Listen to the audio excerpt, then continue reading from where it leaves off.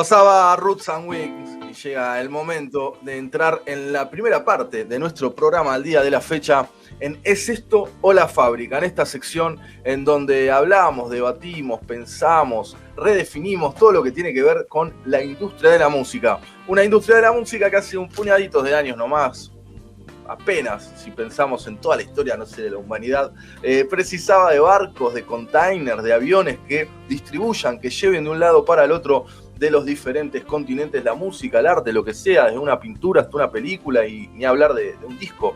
Todo eso ha cambiado mucho y ha cambiado un montón y por eso para hablar de eso nos nutrimos de diferentes personajes y personas, ya sean productores musicales, organizadores de festivales y músicos, muchos músicos, como es el caso del día de la fecha donde vamos a estar hablando con nuestra amiga ALEXIS NORMAND, de quien recién escuchábamos una hermosa, una bella canción. ALEXIS, no sé si habla castellano, no entiende nada de lo que estoy hablando, no, ALEXIS no. No habla español. Bien, entonces Raúl, presentá la voz y arrancamos con todo esto. ALEXIS, you're mute. No, it's okay. Can we check the sound? Can you hear us? Yes, I can hear you. Yeah. Wow, the voice. It's a beautiful voice. I'm a big fan. I've been listening to your music like 3 or 4 months ago. I woke up and I put some songs of you. I really like your music. ALEXIS, say we are going to start the interview. I'm going to make a little translation for the Spanish listeners, okay? Okay, sounds good. Perfect. Good morning, ALEXIS. Thanks for your time. Son las 7 de la mañana, las 8 de la mañana, Manu, así que sí, buen día. Las 7. I understand a little bit of Spanish. Perfect. Sí. Perfect. Las 7 de la mañana son. So please tell us your full name, where are you from, and how old are you? My name is ALEXIS NORMAND. I'm from Saskatoon, Saskatchewan, which is in Canada. And I am 39. Okay. Su nombre es ALEXIS NORMAND, es de Canadá y tiene 39 años. And can you tell us which is your first memory of you listening to music? Oh, geez. My dad listened to a lot of music. My dad was a DJ when I was little, and he would play he would DJ dances, and so we just had lots of music. I grew up around lots of cassettes in the house.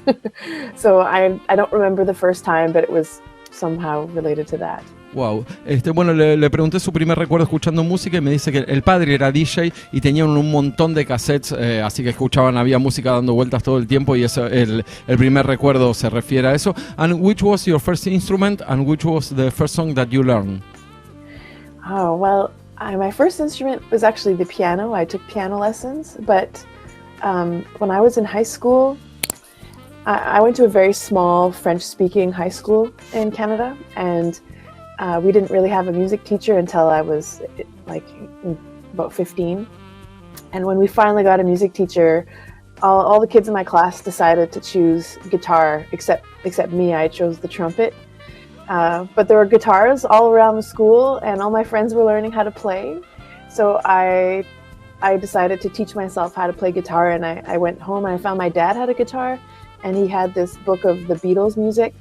And so I learned Yellow Submarine because it had the fewest amount of chords. And then once I was done learning all the songs in that book, I started writing my own music. Wow. Le pregunté cuál fue su primer instrumento y la primera canción que aprendió, y dice que el primer instrumento fue el piano cuando ella era chica, y alrededor de los 15 ella pasó por un periodo de escuela en francés, y alrededor de los 15 no tenían aulas de música. Pero bueno, en un momento a partir de los 15 todos empezaron a tocar la guitarra y a estudiar guitarra, y ella decidió estudiar la trompeta porque había un montón de guitarras dando vueltas por ahí, y aparte de eso ella en la casa el padre tenía una guitarra y empezó a tocar, y tenían un libro de los Beatles y la primera canción que aprendió fue Yellow Submarine, así que hermosa anécdota, muy bueno. And can you tell us, are there any places to study music for free in your region, or you have to pay to? You have to pay. Usually if there's private music lessons, like the piano lessons I took were private. I guess there would be some music at school if the school has a music teacher, and so that would be free. But yeah, unless you study on your own and you use YouTube or something, but there isn't really access to free music education. Okay. Bueno, le pregunté si en su región había se podían tomar clases de música gratuitamente y dice que no, que generalmente son clases particulares que son pagas, o si tenés la posibilidad en el colegio de tener clases de música, ahí por ahí puede ser que sea gratis, pero mayormente es todo pago. And when you decided to start a solo music career? I guess I had just finished university. I studied music and education in university, and then I discovered this school for French-speaking singer-songwriters in Quebec, in a different province in Canada. And that's where I kind of got to learn what songwriting is about, what being an artist for a living means, how to record, how to write grants, how to do music business. It was sort of a one-year crash course. And so I took that. And that was really interesting to me. And when I moved home, I taught music for a year. But partway through the year, I ended up applying for a grant to record an album. And I told myself, if I get the grant, I'm quitting teaching. And that's what happened. Wow.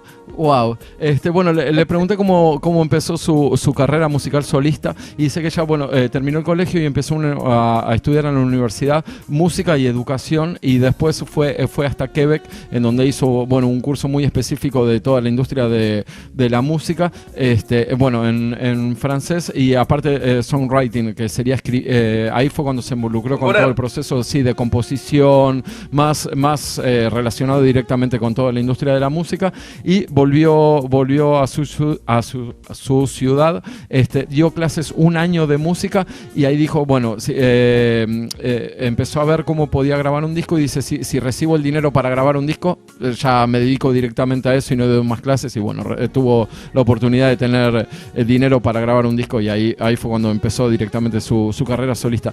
Pablo, sí. Una preguntita nomás, si ella se siente, digamos, una música en general o guitarrista. Sí. Nombró el piano, la trompeta, canta. Sí. Manu wants to know if you feel as a musician completely or a guitar player. I guess more of an artist, because I write songs. I don't know, I play guitar and piano and I sing. That's my main instruments, but I've also started documentary filmmaking, so I found a new form of expression. So I consider myself an artist, a creator. Perfect. Manu le preguntó si se sentía más guitarrista, más compositora, más que, y dice que es algo más integral, que sería artista, porque ella, aparte de tocar la guitarra, tocar la trompeta, la guitarra y el piano son sus instrumentos principales, aparte de piano, de guitar and the voice. The voice, y la voz también son sus instrumentos principales. Ella hace documentales, y así que son todas sus maneras de expresarse. In 2009 you released your first EP. How was the recording process of that EP? It was great. I remember wanting to make it like a homegrown recording, so I ended up working exclusively with people from my home city. The musicians in the recording studio and the producer, and it was a really great, I guess, first experience on how studio life works, how to approach a song in studio, how can you make it grow or evolve, and so I'm glad that was the first step that I had taken. Okay. Le pregunté porque en el 2009 ella sacó su primer EP, cómo fue el proceso de grabación, y dice que fue bastante bueno, porque ella se rodeó de gente de su ciudad, de su pueblo, y que fue algo, ella trataba de mantenerlo como casero, que crezca desde lo particular, así que se rodeó de gente que estaba en su ciudad, y fue una experiencia bastante buena. O sea, vio cómo evolucionó la canción desde que la estaba haciendo hasta que la terminó de grabar, y fue un proceso positivo. In 2016 you released your second album. Did you have many changes from the first one and this one? Yes, I decided that I really enjoy working in the studio with the producer, someone who does that every day, because they're just more familiar with the tools and how to tap into the voice of the song and make that heard. So the other solo albums that I made were in Montreal mostly, except for this last one that I released in September.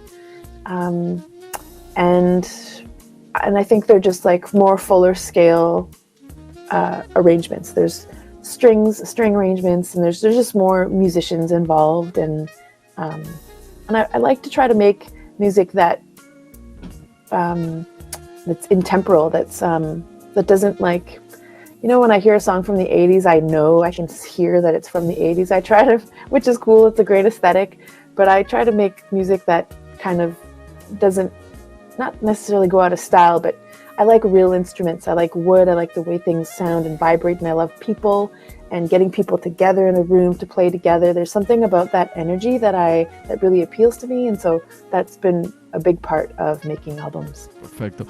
Bueno, le pregunté, en el 2016 ella sacó su segundo disco y si había mucha diferencia en el proceso de grabación entre el primer demo del 2009 y y dice que sí, que ella le gusta mucho trabajar con productores porque siente que los productores están todo el día alrededor de las herramientas para grabar y pueden hacer sonar las cosas de una manera diferente, o sea, mucho más profesional, y dice que sí, que había muchos cambios porque, por ejemplo, hubo un montón de arreglos de cuerdas y hubo una producción mucho más fuerte. Y dice que una de las cosas que ella particularmente trata de buscar, este disco ya fue grabado en Montreal, que sea humano y que que trate de mantenerse en el tiempo, o sea, que no sea una cosa estática. O sea, por ejemplo, ella dijo que cuando escucha música de los 80 se siente que es de los 80, que no tiene nada de malo eso, pero trata de que sea algo más atemporal, que sea una reunión con gente, que se sienta la reunión con gente y de verdaderos instrumentos, de gente tocando instrumentos. Sí. Me gustaría preguntarle cómo elige el productor. You understand that? Manu wants to know how do you choose the producer? I look at the collection of songs I've written, and then I kind of research people who've released things, and I look and see who produced their albums. So part of it has to do with kind of research and who would be a good fit for the repertoire and who do I want to learn from and collaborate with. And the other part is who do I know? who will return my emails? But usually, you know, I've never really been turned down. When I ask someone to produce a record, they usually say yes and do it. And it's always been a really wonderful experience so far. Perfecto. Y agregale cuál sería el productor que ella sueña, si sueña con alguno. Sí, have you ever dreamed about a producer? I want to work with this one, like a professional one. Really, no sé, known. Well, I think everyone's dream is to work with Daniel Lanois. He's produced some pretty massive records, and that would be really cool. I don't know if I would perhaps do a whole record, but I really love Patrick Watson's work, and I feel like collaborating with him in some way would be a dream come true. Wow. You like U2? The band U2? Yeah. Okay. Bueno, Manu le estaba preguntando por todo este proceso con los productores y dice que ella lo que intenta hacer es primero tener su repertorio, sus canciones, y a partir del sonido que le quiere dar y la expresión que quiere tener, va buscando productores. Aparte de lo que va buscando es cuál está más cercano para poder que sea accesible, y Manu le preguntó después si hay alguno con el que sueña y nombró, bueno, a Daniel Lanois y a Patrick Watson, que son dos super productores. Uno es el productor de, por ejemplo, U2, que le gustaría en algún momento trabajar con ellos. In 2023, you released your last album, Mementos. Can you tell us what did the lyrics talk about and why you chose that name? Yeah. I think for a big part of my solo career, I felt a lot of pressure to write only in French. I live in Western Canada, and French-speaking people there are a minority. We're a minority community, and so even having access to schools in French was kind of a big fight. We had to sue the government, and so when I don't sing in French, I felt like I was dishonoring the legacy of francophones in my family, but also in my community. And so with Mementos, I decided to do things differently. I decided just to write the songs because I'm bilingual. I speak French and English, and my day is bilingual. Why can't a record sound like my day looks? So I decided to stop judging what language would come out when I was songwriting, and just kind of go with it. And a lot of the songs talk about family, and to me it's kind of like a shoebox of souvenirs kind of scattered on the table. And so that's why I came up with the word, or the title Mementos, which is Latin, because I couldn't pick either English or French, but I wanted something that would evoke kind of souvenirs and memories in either language. So that's why Mementos is what it is. Wow, beautiful. Bueno, le estaba preguntando por el disco que sacó el año pasado, que se llama Mementos, de qué hablan las letras y un poco como de qué se trata el disco. Lo que ella nos estaba contando, que ya lo nombró varias veces, que bueno, ella es de una parte del oeste de Canadá en donde se habla mucho francés, y si no se habla francés hay que demandar al gobierno para que haya clases de francés. Y bueno, lo que ella estaba diciendo, que en este disco que ella canta en inglés, siente en un momento, hay mucha presión sobre si cantar en francés o en inglés, y dice, ¿por qué no voy a sacar un disco en inglés también, que es como es mi vida diaria, ¿no? Pero tratando de no traicionar tampoco mis orígenes, a toda la identidad de la familia, y bueno, había mucha presión con eso, y lo que ella dice que Mementos es una palabra en latín, y que es como una caja de souvenirs, en donde ella saca cosas, recuerdos y palabras, y algunas salen en francés, algunas salen en inglés, y bueno, por eso le puse ese nombre. You know, Alexis, that I'm living in Catalunya, in Barcelona. You know something about Barcelona, or you don't know what is going on here?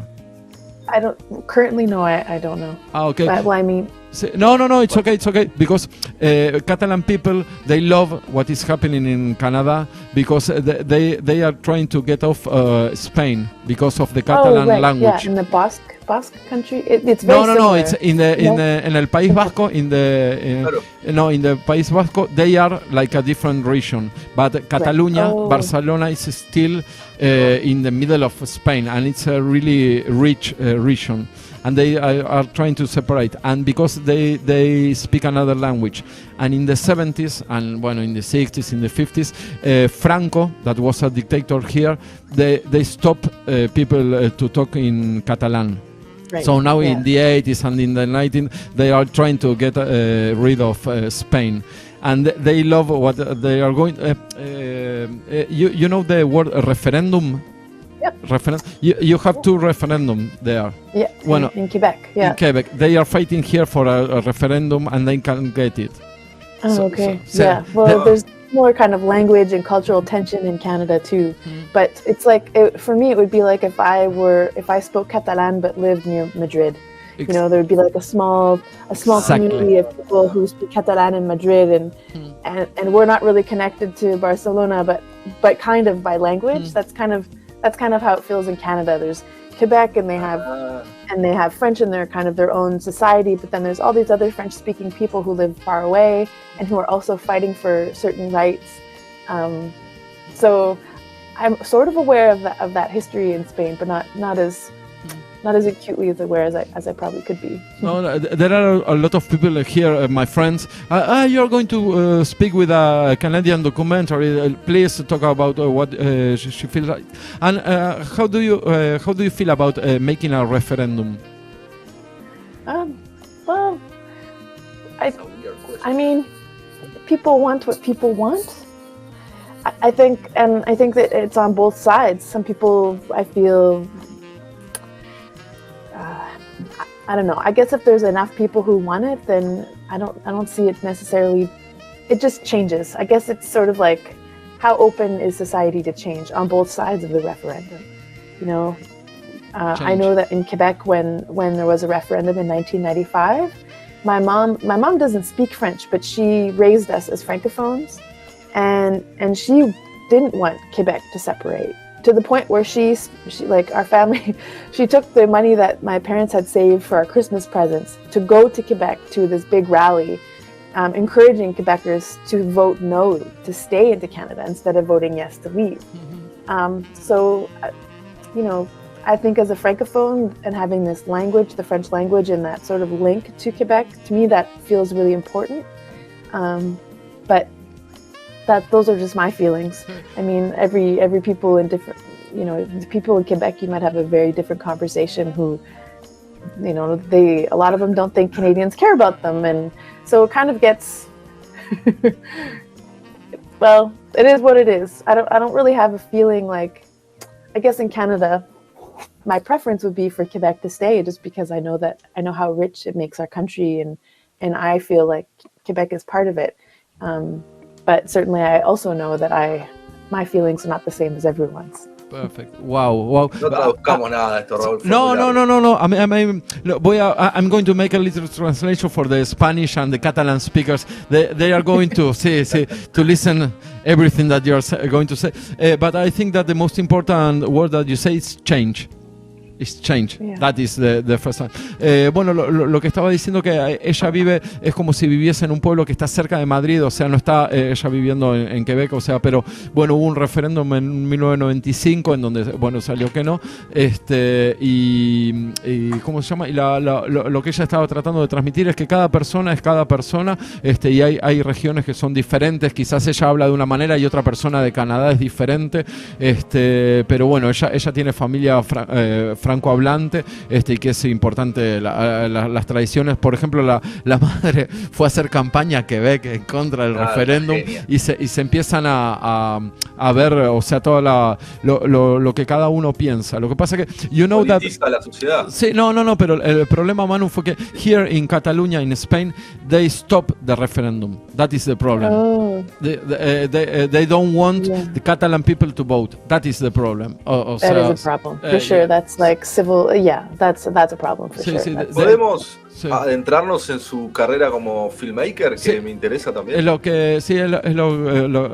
We are going to make some questions about the documentary part of your... And when can you tell us when you want to make a documentary, how do you decide which topic to take? Well, I've only made one so far. It's a new medium for me, and I was inspired. Like, I wanted to make a film about Francophonie from where, like, for the French community where I grew up.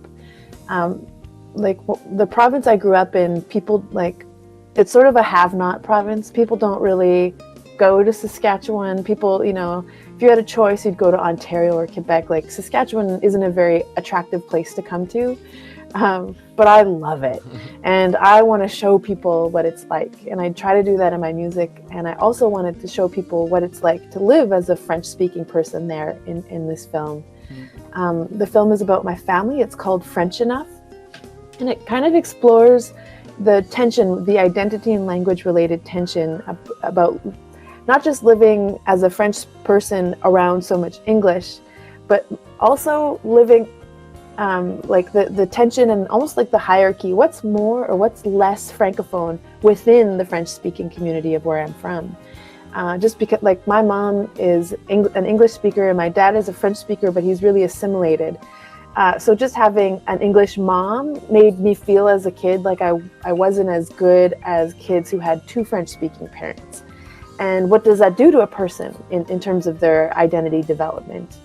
So I wanted to show a family like mine on screen because they're very common and we don't talk about it. And I wanted to kind of normalize conversations about it and give people different models of what Francophone identity can look like, because I do identify as Francophone and so does a lot of my family. And I wanted to kind of gift that to French speakers, first of all, but also just kind of open a window to a reality that it's so small and people don't know about it. So if you're not French speaking, this film is sort of an interesting way to get to know how does a family relearn language and build identity in a sea of English with not as many tools. Like, how do we do it? And we are doing it over generations, and that's kind of something cool. But for me, don't say that there are little regions. I don't think that there are small towns. I think that everything matters for me. Sí, bueno. Francophone. You say francophone. Sí, yeah, I say francophone, as in like a person who speaks French, but it also refers to identity. But it's interesting because there's all these language politics. Like, someone from Quebec would consider themselves francophone, but they would mostly consider themselves Québécois. Like, it's very different. It's a great name for an album, francophone. Eh? Oh, maybe, yeah. Because it's Franks and phone that's in English. So Sí. Right. Yes, exactly. Francoparlante, ¿no? Muy bueno, muy bueno. Bueno, nos estaba hablando sobre la parte documental. Ella tuvo la posibilidad ya de hacer un documental que trata sobre su familia. Su madre es inglesa y habla inglés, y su padre viene de habla francesa, y ella está, de lo que habla e intenta mostrar y normalizar de que se hable de eso. I think that is important to speak about that, not fighting, just to speak and normalize that. I completely agree with that. Bueno, y de su día a día con una madre que habla inglés, un padre que habla francés, y aparte cómo se desarrolló ella en el colegio, que los que hablan francés, que tienen dos padres que hablan francés, son como más, son más franceses, son más francoparlantes que los que no, y cómo todo eso desarrolló su identidad. O sea, cómo se fue desarrollando la identidad de las personas con gente que habla en una región otro idioma. Y dice, por ejemplo, que la diferencia que hay con la gente de Quebec con respecto a su pueblo es que los de Quebec se piensan quebequenses, quebecuas, y no necesariamente ni canadienses. Y bueno, y todo ese tipo de mezclas ella le interesa mucho para desarrollar documentales, y bueno, empezó con el ejemplo de su familia. You know, Alexis, that I'm an Italian citizen that was born in Argentina. So I have, I'm living in Spain. So I have I'm living in Spain in a region that everybody speaks Catalan. So for me, I completely, it's like, say, no, my name is Raúl González. Raúl González is completely Spanish, but when I show my identity card, they say Italian. And they say, but you're Argentino, but you're from Argentina. Yes, what? So I have more or less the same problem every day of my life, because people and I'm in full disaster, because I think that I can understand a little of Catalan. So they say, what are you?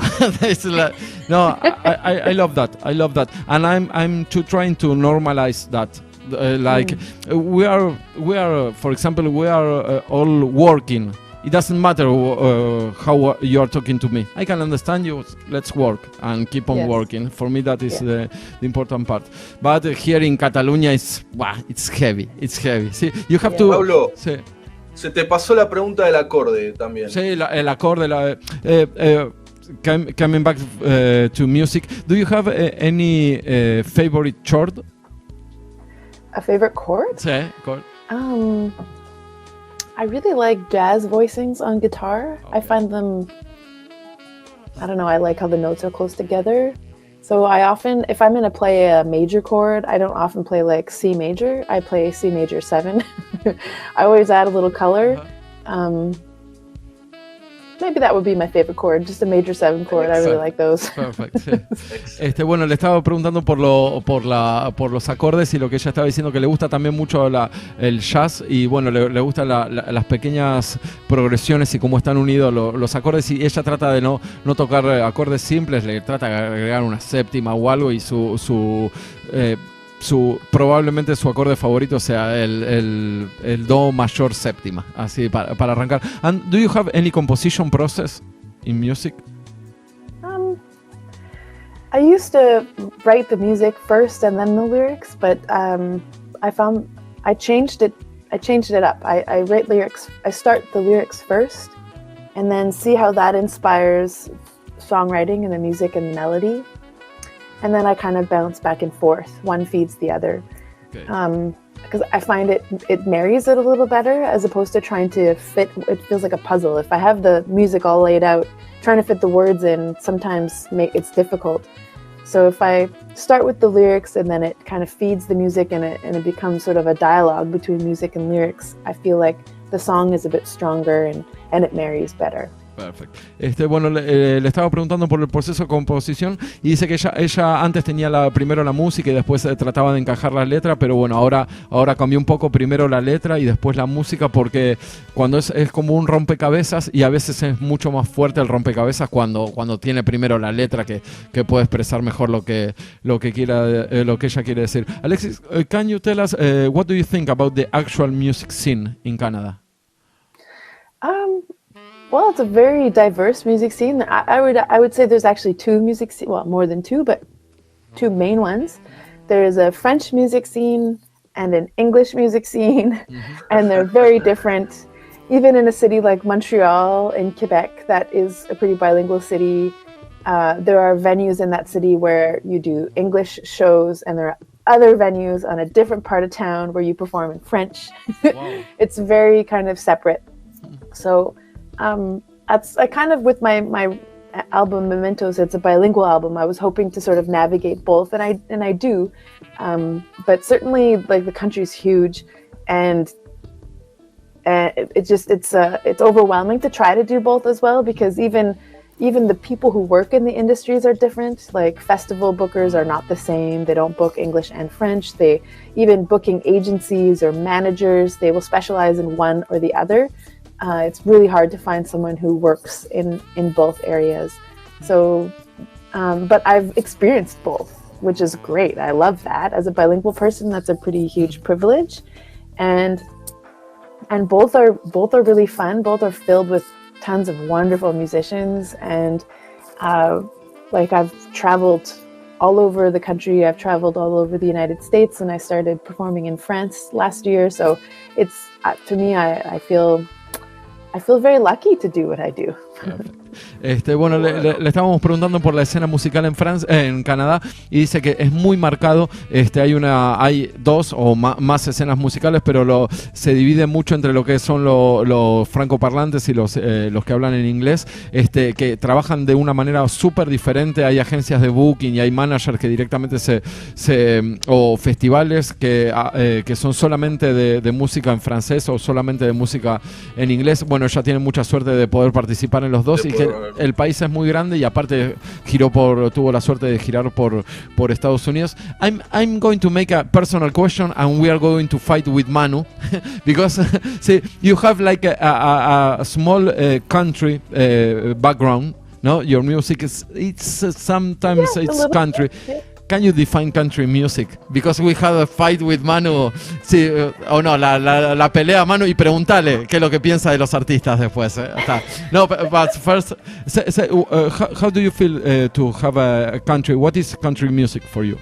That's really a funny question, because certainly I think there are country influences in what I do, but the question is funny because I work a lot in the folk music world. And one of the biggest jokes is, what is folk music? Because there's so many things that are under it. To me, country has, well, I think it originates, I guess it depends on the type of country music. But to me, when I hear country music, I think of the United States. I think of the southern United States. I think of songs that talk about everyday life a lot of the time, or about family. Often there are instruments that just people would have had around, like a guitar or a banjo, or, that kind of thing. I don't know. It's hard to define exactly. No, it's a hard question. It's kind of like folk music too. But to me, folk music is music of people. It's storytelling of people. And sometimes you have world music that is considered folk music, or you have traditional, even French Canadian traditional music is considered folk music. And all of those types of music tells the story of people or of communities. And I feel like that kind of resonates a little bit with country maybe too. Perfecto. Bueno, le pregunté por qué tiene un cierto background de música country. Lo que ella me dice que es más direccionado al folk puntualmente, y siempre cuando uno habla de la música country es más del sur de Estados Unidos, y que lo hacen con los instrumentos que tienen ahí a mano, una guitarra o algo por el estilo. Y lo que ella, que dice que es lo más importante del country, o más que nada del folk, es que hablan de las cuestiones diarias de la gente. Es música que habla de cosas de la gente, de las cosas de todos los días de la gente. Manu, ¿cuáles son los artistas que parecen country? No, para. First of all, you say in another question that there are two styles in Canada, the French and the English style in music, in the scene. It's a friendly mix, or? I think the artists mix more than the industry does. The industry kind of stays separate. Okay. I mean, there are some people, like I do know a few people that do work in both, but it's really hard. Like, because it's just, being a musician and working in the industry is not easy, and it's sometimes just easier to go with what go with the language you know and start making those contacts, because it's really all about who you know. So and even with this last record, that's what I've been finding. I feel like I'm kind of spread thin because I'm doing a little bit here and a little bit there. But if I had taken all my energy and put it into one place, maybe I can go further. But it's also a crapshoot. You don't know what's going to happen. So, but I think there's more like it's not like there's animosity between them. It's not like it's just the way it is. It's just like people speak languages and they will work in their language. That's kind of more what it is. Sorry, the question. Your mother is from Manchester? Nope. Okay. Because I have an English. I have an English friend that speaks exactly the same. Make the same movement of the hands. Oh, really? You like that is really. It's really Italian. I'm trying always to keep my hands like not move, because the Italian people are like blah blah blah blah blah. And I know that people from Manchester have the same thing. But no, my mom's not from Manchester, but I think that's talking with your hands is a very francophone thing in Canada. Okay. People, my grandma talked with her hands. Perfect. You talk a lot with your hands. Perfect. Yeah. Manu, si te parece, quería alguna otra pregunta. completar la pregunta de que ella puede ser un puente entre esos dos estilos, tranquilamente. Manu wants to say that you can be a bridge between the French and the English. That's really what I'm kind of hoping a little bit. Perfect. Y después decirle que yo estoy acostumbrado, nosotros estamos acostumbrados a hablar con músicos que hablan de ellos continuamente. Ella es una artista que habla continuamente de la gente. Dijo, I love people, ¿viste? Ese tipo de cosas. Si es algo más de ella, creo, o es la comunidad canadiense, así. Ahí está. Sí, Manu wants to know, it's a really interesting question, because artists, they always speak about themselves. It's like, I'm here, I'm that, but you always talk about people. Is that from Canada, or it's that you? I'm not sure. It might be more me. I don't like talking about me very much. I do in an interview, but I prefer, I don't know, I just prefer conversation and chatting, and I'm from like, I try to stay like grounded, I try to spend time with family and try to not think too much of myself and be real about what my work is and what I'm doing. So maybe that's why I feel uncomfortable talking about myself a lot. So, I don't know, maybe it's me, I'm not really sure. Okay, perfect. Bueno, le preguntó Manu, pregunta incómoda, si es ella que habla de de artistas, bien, los artistas en general, no, perfecto. Pero es verdad, los artistas siempre hablan de ellos mismos. Sí, son muy Raúl, sos un gran artista. Por supuesto, aguante el bajo todo el tiempo. Pero, ¿cómo se llama? Sí, es verdad que los artistas suelen hablar de ellos mismos, pero Alexis siempre está hablando de todo un poco, y lo que ella trata de hacer es, de siempre estar con la familia, de no enloquecerse con todo lo que le está pasando, y mantenerse humilde, para decirlo de alguna manera, y es por eso, tampoco le gusta demasiado hablar de ella misma, por eso trata de ser genérica o siempre. Dos preguntas más, Manu, si te parece, y cerramos. Por mí yo estoy perfecto. Ya, para eso a las 8 de la mañana, perfecto. Ya, que vaya a desayunar, pobrecita. Thanks for your time, we really like to talk with you. Only two more questions. Can you tell us something about your future plans? My future plans. I'm going to be putting out a compilation of the songs I've written in French. So that's this year, and I'm hoping to tour a little bit more in Canada and in Europe as well. But mostly I'm really excited. Last year I had a very busy year, and February I have no shows, and it's the first time in a long time. So I'm excited to do nothing. Perfecto. Bueno, nos estaba contando los planes futuros. Va a sacar un compilado con muchas canciones que ella escribió. Tuvo la oportunidad de hacer muchos tours, de trabajar un montón el año pasado, así que en febrero no tiene nada previsto y está súper tranquila, que está contenta de poder tomarse un recreo, de no hacer nada, así que está en calma, pero sí, que va a seguir escribiendo y va a seguir girando por todos lados, y la esperamos acá en Europa. Just to finish the interview, we are going to listen to my favorite song, Hidden Valley. Hidden Valley, can you tell us something about that song? Yeah, Hidden Valley is an actual place in my province. It's in the southern part. It's called the Valley of Hidden Secrets, and it's beautiful. Saskatchewan, where I'm from, is the prairie, so it's really, really, really flat. Okay. And the closest I've seen is when I go to an ocean, and I've seen the ocean and I look out and it's flat. Like, that's how it is where I'm from, except in the Valley of Hidden Secrets. I mean, other places too, but when I was there for an artist residency, and there's these just massive hills and these like kind of cliffs that were dug out from the Ice Age. So big glaciers would have melted and passed through there. And it's really beautiful. And I was doing an artist residency in a small town for a month, just on the outskirts of the Hidden Valley, and I would go there almost every day because I just loved it. So I wrote a song about it, and that's what Hidden Valley is. Perfect. Thank you very much for your time. We really love to speak with you, and we keep in touch. Okay. Thank you, Alexis. Sounds good. Merci. Bye bye. Thank you. Bye bye. Bye.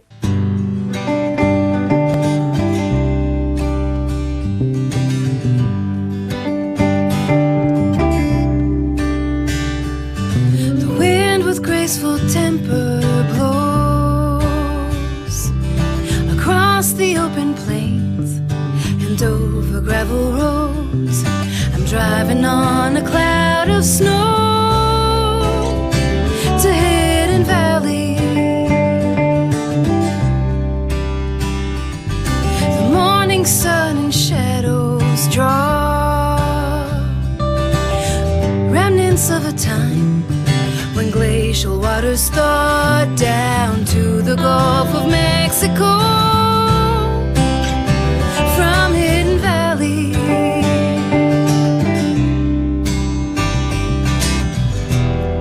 oh, the tales these hills could tell, ones of dinosaurs and oil wells. It's so easy to feel small and unsure how I fit into it all.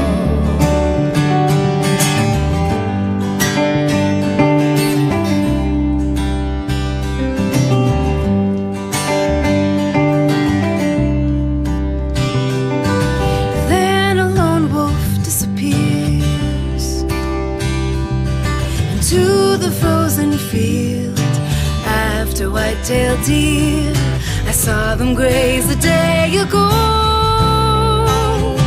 in Hidden Valley.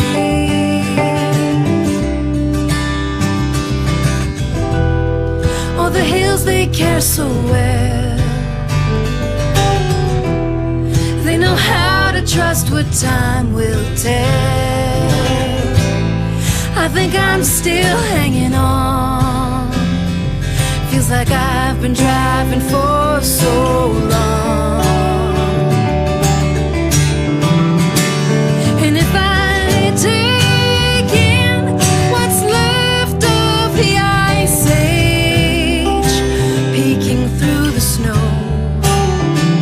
will I take in the balance unfolding in the fields below? Let my breath become a cloud, untie the knots that had me bound.